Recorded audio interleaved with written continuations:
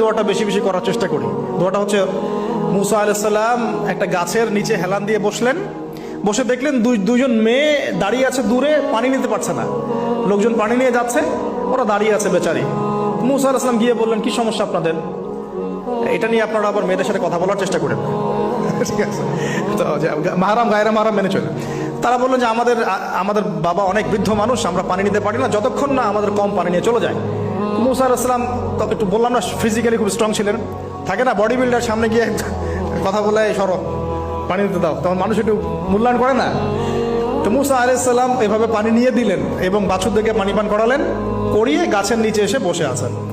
বসে বসে তিনি দোয়া করছেন, এই যে দোয়াটা তিনি দোয়া করছেন, রব্বি, একটা নেক কাজ করলেন, নেক কাজ করলেন না, মানুষের উপকার করলেন, নেক কাজ করে এসে গাছের নিচে বসে দোয়া করছেন, আল্লাহ এখানে তো আমার খাবার পানি বাসস্থান কিছুই নাই, আমি কি করব?